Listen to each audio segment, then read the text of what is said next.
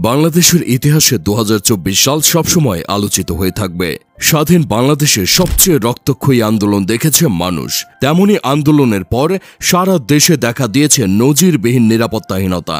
আন্দোলনে এমন ঘটনা ঘটেছে যা সচরাচর দেখা যায় না। খেলাধুলার দিক দিয়েও ভালো মন্দের মিশেলে শেষটা ভালোই গেছে বাংলাদেশের। গোটা বছরে দেশের সবচেয়ে আলোচিত ঘটনা নিঃসন্দেহে ৫ আগস্টের সরকার পতন। যেদিন অসহযোগ আন্দোলনের দ্বিতীয় দিন, বিক্ষোভকারীরা ছুটে আসছে গণভবনের দিকে। প্রধানমন্ত্রী শেখ হাসিনা পালিয়ে গেলেন ভারতে, সঙ্গে তার বোন শেখ রেহানা। মুহূর্তেই তাসের ঘরের মতো ভেঙে পড়ে আওয়ামী লীগ। দলটির কেন্দ্রীয় থেকে জেলা উপজেলা কার্যালয়ে দেওয়া হতে থাকে। বঙ্গবন্ধুর বাসভবন, তার ভাস্কর্য, মুক্তিযুদ্ধের প্রায় সব ভাস্কর্য গুড়িয়ে দেওয়া হয়। এই সরকার পতন হয়েছে মূলত ছাত্রদের একটি আন্দোলন থেকে। সরকারি চাকরিতে কোটা পদ্ধতি সরকার বাতিল করে ২০১৮ সালে। ৬ বছর পর হাইকোর্ট এক আবেদনে সে বাতিলকে অবৈধ ঘোষণা করে। এর প্রতিক্রিয়ায় ১ জুলাই শুরু হয় বিশ্ববিদ্যালয়ে আন্দোলন। সবকিছু শান্তভাবেই চলছিল, তবে ১৫ জুলাই হঠাৎ করেই ছাত্রলীগ করে শিক্ষার্থীদের ওপর।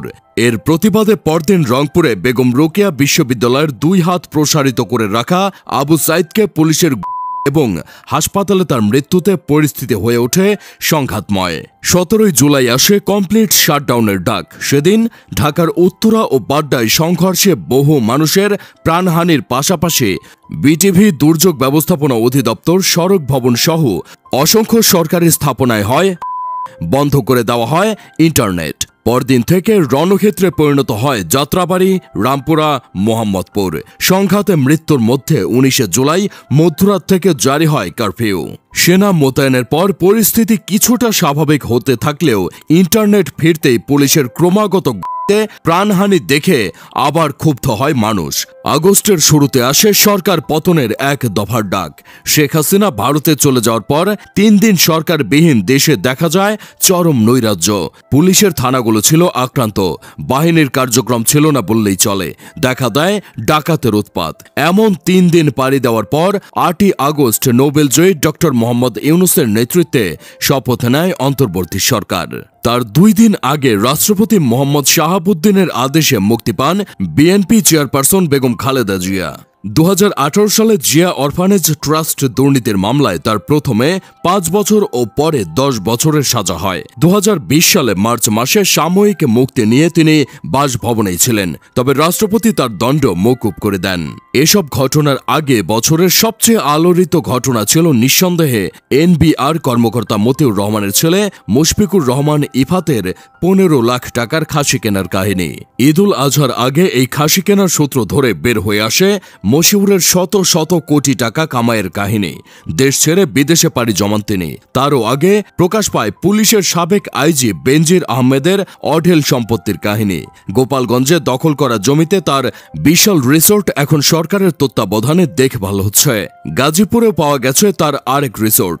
দেশের জেলায় জেলায় তার অসংখ্য জমি পাওয়া যায়, যা দেখে মানুষের চোখ কপালে ওঠে। বেনজিরের বিদেশ যাত্রায় নিষেধাজ্ঞা আসে। তার আগেই তিনি ব্যাংকে থাকা টাকা তুলে নিয়ে মে মাসের শুরুতে দেশের বাইরে চলে যান। বছরের আরেক আলোচিত ঘটনা বিসিএস এর প্রশ্ন ফাঁসের অভিযোগ। একটি বেসরকারি টেলিভিশনে এই বিষয়ে একটি অনুসন্ধানী প্রতিবেদন প্রকাশ হয়। এতে বলা হয়, প্রিলিমিনারি লিখিত সহ গত ১২ বছরে গুরুত্বপূর্ণ ৩০টি পরীক্ষার প্রশ্ন ফাঁস করেছে কয়েকটি চক্র।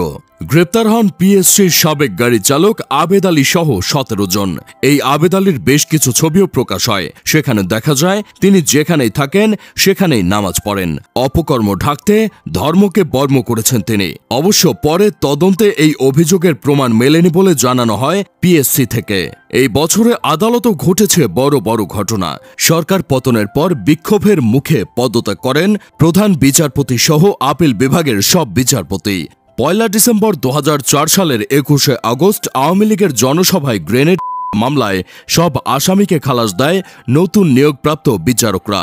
২০০৪ সালে তুমুল আলোচিত ১০ ট্রাক অস্ত্র মামলায় বিএনপি জামায়াত জোট সরকারের স্বরাষ্ট্র প্রতিমন্ত্রী লুৎফুজ্জামান বাবরের দণ্ড বাতিল করা হয়েছে। আপিল না করেও অর্থ পাচার মামলা থেকে খালাস পেয়েছেন বিএনপির ভারপ্রাপ্ত চেয়ারম্যান তারেক রহমান। রাজনীতিতে এই নাটকীয় পরিবর্তনের কোনো আভাসই ছিল না বছরের শুরুর জাতীয় নির্বাচনে। তত্ত্বাবধায়ক সরকার ছাড়া নির্বাচনে আসতে রাজি ছিল না বিএনপি জামায়াত। নির্বাচন ঠেকানোর পথে না গিয়ে তারা দেয় বর্জনের ডাক। একতরফা নির্বাচনে আওয়ামী লীগেরই ৬০ জনের বেশি স্বতন্ত্র প্রার্থী ভোটে জিতে আসেন স্বতন্ত্র প্রার্থী হয়ে। মনে হচ্ছিল আরও একটি মেয়াদ নিশ্চিত হয়েছে দলের। ২০১৪ সালেও একতরফা নির্বাচন করে মেয়াদ পূর্ণ করেছিল আওয়ামী লীগ। ২০১৮ সালেও প্রশ্নবিদ্ধ নির্বাচনের পর মেয়াদ পূর্ণ করে তারা। ক্রিকেটের জন্য বছরটা ছিল ভালো মন্দর মিশেল। ওয়ানডে বিশ্বকাপে যাচ্ছে তাই ফলাফল ছাপিয়ে সাকিব আল হাসান আর তামিম ইকবালের পরস্পরের বিরুদ্ধে আক্রমণ পাল্টা আক্রমণ নিয়ে অনেক কথা এখনো চলছে। টি-20 বিশ্বকাপে বাজে শুরু করলেও সেমিফাইনালে ওঠার সুবর্ণ সুযোগ টাইগাররা হাতছাড়া করেছে আফগানিস্তানের বিপক্ষে দ্রুত রান তুলতে না পেরে। লক্ষ্য নাগালে ছিল, কিন্তু তারা পারেনি। আওয়ামী লীগ সরকারের পতনের পর নাজমুল হাসান পাপনের নেতৃত্বের অবসান হয়েছে ক্রিকেট বোর্ডে। নতুন সভাপতি হয়েছেন সাবেক ক্রিকেটার ফারুক আহমেদ। পাকিস্তানের মাটিতে গিয়ে বাজিমাত। ২ টেস্টে দুটিতেই জিতে আসে টাইগাররা। অভাবনীয় এই ফলাফলের পরেই আবার ভারত সফরে গিয়ে হতাশ। বছরের শেষে ওয়েস্ট ইন্ডিজ সফরে গিয়ে প্রথম টেস্টে হেরে গেলেও দ্বিতীয় টেস্টে লড়াকু জয়ের পর ওয়ানডে সিরিজে হোয়াইট ওয়াশড হয় বাংলাদেশ, কিন্তু চমক দেখিয়ে ৩-০তে জিতে নেয় টি-20 সিরিজ। অনূর্ধ্ব-১৯ এশিয়া কাপে ভারতকে হারিয়ে শিরোপা জয় ক্রিকেট ভক্তদের আন্দোলিত করেছে। স্বাগতিক নেপালকে হারিয়ে সাফ নারী ফুটবলের শিরোপা জয়ও দেশবাসীকে খুশিতে ভাসিয়েছে।